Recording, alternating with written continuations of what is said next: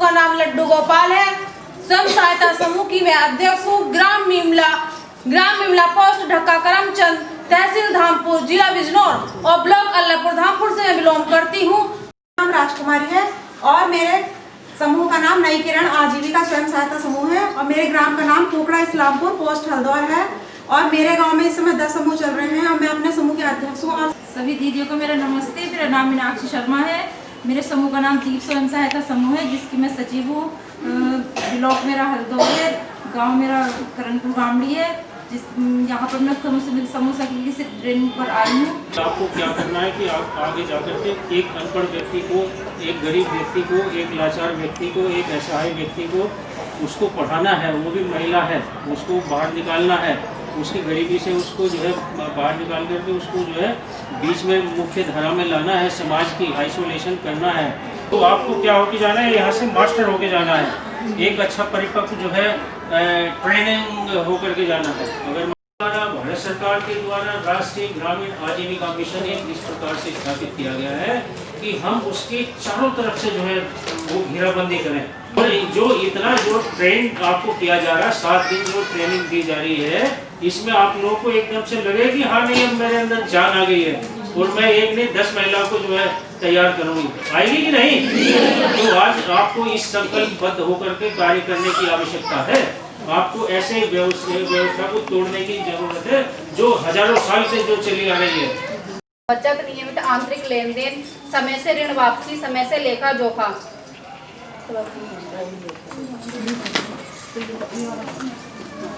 समय से कक्ष में आएंगे, समय का पालन करेंगे, अनुशासन बनाए रखेंगे, साफ सफाई का विशेष ध्यान देंगे, कक्ष में ध्यान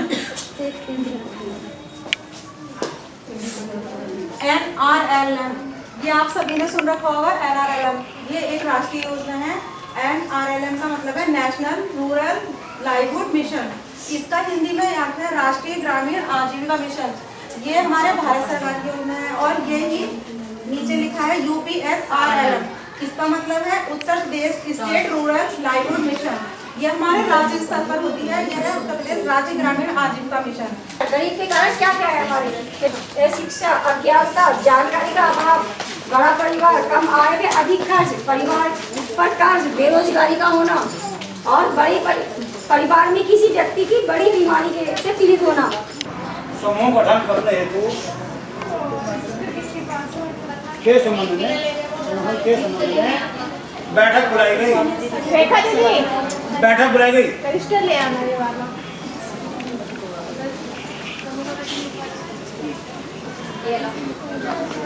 बैठक बुलाई गई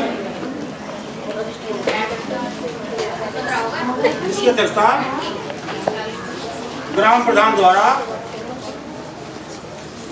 की गई। बैठक में उपस्थित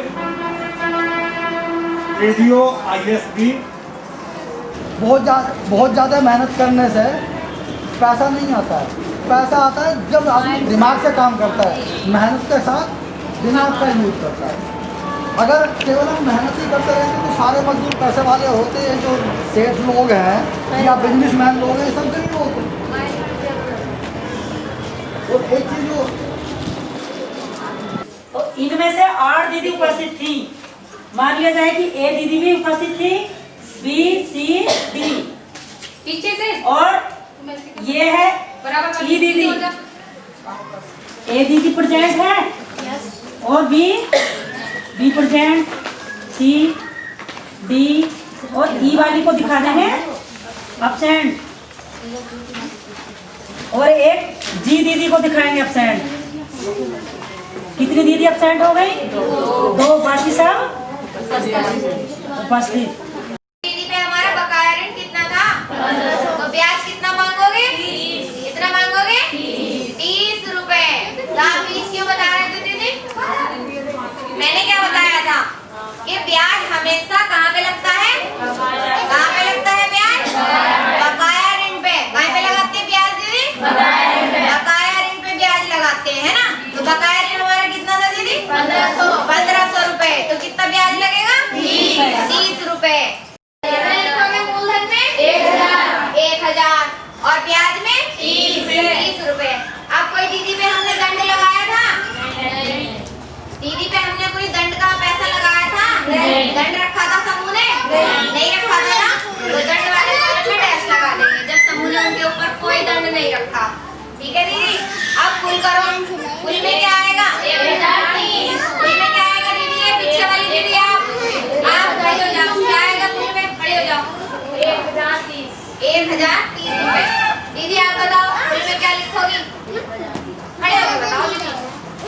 क्या आएगा दीदी? 1030 रुपए। क्यों? 7%। बैंक ने दिया 12%। बैंक कह रहा है कि मैं आपको जो कर्ज दे रहा हूँ मैं उसका 12% ब्याज दूंगा। समझ गए ना मेरी बात को? और हम बता रहे हैं आपको 7% का कर्ज मिलेगा। अंतर कितना आएगा? 5%। तो 5% बैंक को तो 12 देने हैं, आपसे 7 लिया जाएगा। जो अंतर है वो हमारा मिशन देगा। समझ में आएगा दीदी? अब 5% तक का यूज नहीं है, क्योंकि कई बार पता चला कि 12 पे नहीं 13 पे मिल रहा तो 6% का अंतर आएगा। समझिए ना, ज़्यादा ले रहा है पता चला 14% पे तो 7% का अंतर आएगा। यानी कि 7% प्लस बैंक का ब्याज दोनों का अंतर जो है वो हमारा मिशन रहेगा, उसी को संवर्षण कहते हैं।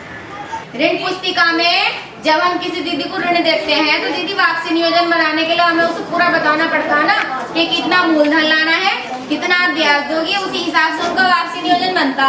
तो दीदी ब्याज निकाल के तो बताओगी ना आप उन्हें, तो इसलिए दीदी ब्याज का पता होना, निकालना आना चाहिए आप लोगों को। ठीक है, निकाल लोगे? जी दीदी राशि जो दी गई है वो अगर उसने 10,000 का डिमांड किया है तो अगर वो देने लायक है, उसकी कंडीशन ऐसी है वो समय पे वापस करेगी और इतना पैसा है आपके खाते में, तो यहाँ पे 10,000 भरोगे। ठीक, अनुमोदन का आ गया।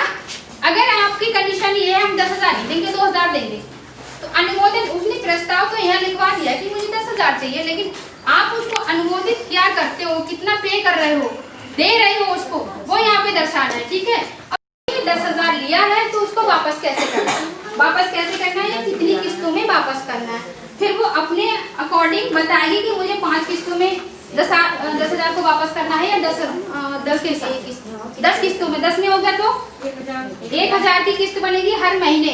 पार्टे लेनी है किस्तें, ध्यान रखना ये जो आप राशि दे रहे हो, ऋण दे रहे हो, साप्ताहिक बैठक तो जो कर रहे हो वो अपना बचत हो गया, लेकिन यहाँ इसका ब्याज प्लस किस्तें ये महीने का हिसाब किताब में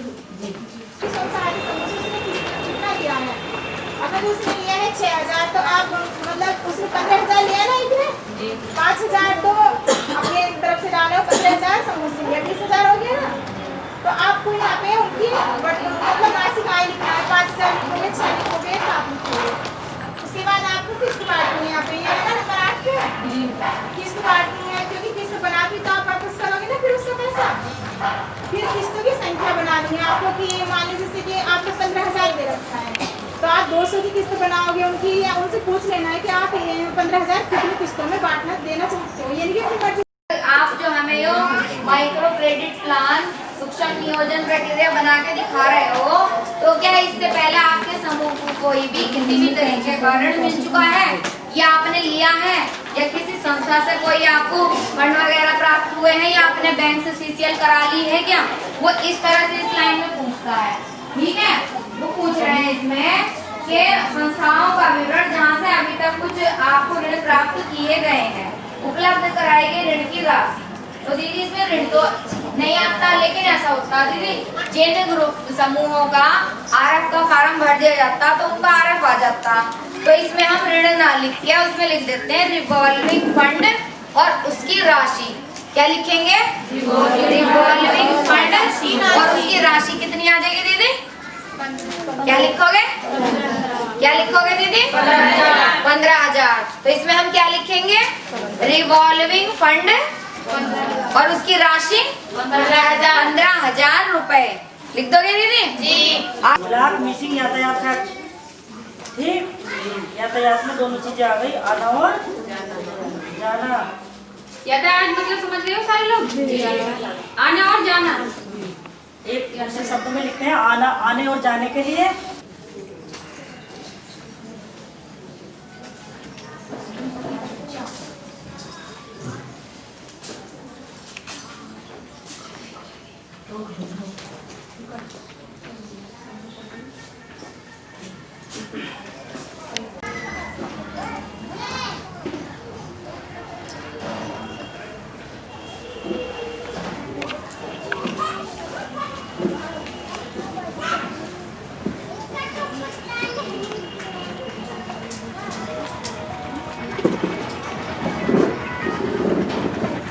समूह सखियों को ये चाहिए होगा कि प्रत्येक जो मैसेजेस कन्वे किए जाते हैं वो मैसेजेस आपके हर एक सदस्य के पास पहुंच जाने चाहिए। कई बार कंप्लेंट्स आती है कि समूह सखी हमको बताती नहीं, तो वो हमें अपनी ईगो साइड रख के हमें काम पे लगना है, ठीक है। आप लोग का सबसे बड़ा एक काम और रहेगा कि आप लोग अपना जो ये है ना बैनर, ये अपने समूह का सब लोग बना दें, जिन समूह का नहीं बना ठीक है ना। जैसे हम यहाँ पे ट्रेनिंग चल रही, तो हम कैसे पता करेंगे कि ट्रेनिंग है, ये बैनर दिखाता है कि हाँ यहाँ पर कोई ना कोई ट्रेनिंग चल रही है। और यहाँ रहन सहन खान पान किसी प्रकार की कोई परेशानी कोई होगी परेशानी तो पढ़ाई घर से बाहर निकलते रहती है। हमने यहाँ पर समूह सखी की जो ट्रेनिंग ली है उसमें हमें यह सिखाया है कि हम जब अपने गांव में जाएंगे तो हम कुछ नए समूह भी बनाएंगे, कुछ तो पहले से ही तैयार हैं।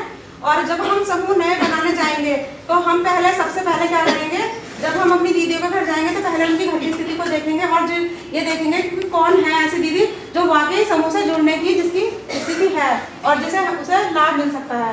तो हम ऐसी दीदियों का विशेष तौर से खास ध्यान रखते हुए ऐसी दीदियों को भी जोड़ने की कोशिश करेंगे और अपनी दीदियों को हम समूह से होने वाले लाभ और जिससे उनका आगे उनकी स्थिति में सुधार हो सकता है, इस तरह की उन्हें बातें समझाएंगे कि NRLM योजना से जुड़कर आपको क्या लाभ मिल सकता है और उनके हम नए समूह गठित करने की कोशिश करेंगे और उन्हें जोड़ेंगे। इधर से बताए कोई समूह सखी जो है हमारे समूह के बीच, NRLM के बीच और हमारी जितनी भी पूरी स्कीम चल रही है, समूह सखी इसका बेस आदमी है, मेन कड़ी है। ये बात समझते कि नहीं? जितनी समूह सखी होशियार होगी, निपुण होगी, अपने काम को करने में जागरूक होगी, उसको सब चीज़ों की जानकारी होगी, उसको बैंकिंग के लेन देन की जानकारी होगी, उसका बैंक से मैनेजर से अच्छा संबंध होगा, उसका समूह से संबंध अच्छा होगा, तो वो समूह वो बैंक सखी हमारी जो है बहुत कारगर होगी। सभी आप जो है अपने काम को अच्छा अंजाम करें, हमारे ज़िले का नाम हो, ठीक है कि नहीं। और जो यानी आप काम तो मेरा कर रहे हो ना, अगर मान लिया अच्छा करो तो मुझे पुरस्कार मिलेगा। हमारा ज़िला जो है पूरे प्रदेश में प्रथम स्थान पाया है, फिर दोबारा से आएगा।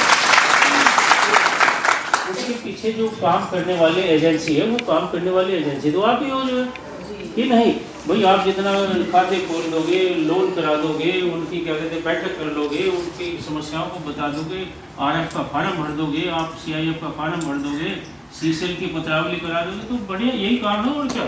सभी को हार्दिक शुभकामनाएं, आपका काम पूरा हो, अच्छा हो, आप लोगों का नाम हो। धन्यवाद, जय हिंद।